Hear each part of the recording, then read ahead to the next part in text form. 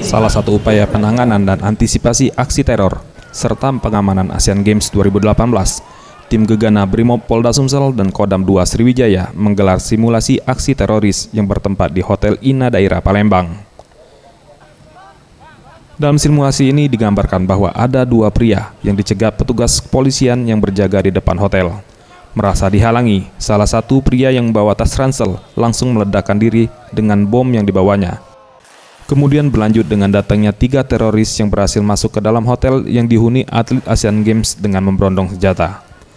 Tak butuh waktu lama, 3 teroris berhasil dilumpuhkan oleh petugas anti-teror TNI Polri. Dalam simulasi ini juga diturunkan anjing pelacak K9 dan robot penjinak bom. Kapolda Sumsel Irjen Pol Zulkarnain Adinegara mengatakan, simulasi penanganan bom ini dilakukan dalam rangka pengamanan Asian Games 2018. Pelatihan ini bertujuan agar sinergitas antara Polri, TNI, dan pemerintah daerah dapat lebih ditingkatkan, sehingga pengamanan Asian Games 2018 dapat berjalan dengan sukses, serta mengharumkan nama Indonesia. Yang kita lakukan serius, pemecahan kaca semua dilakukan dengan serius. Artinya betul-betul sesuai dengan asumsi yang sebenarnya.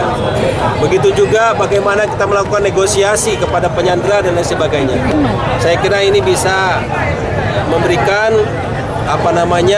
kemampuan teknis kepada teman-teman, dan ini pelatihan yang selalu kami lakukan secara sinergitas antara TNI dan Polri. Di samping juga sesungguhnya di TNI Polri itu ada namanya Tripatra.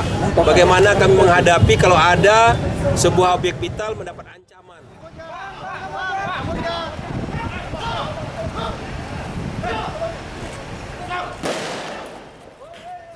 Tim Liputan Sriwijaya TV.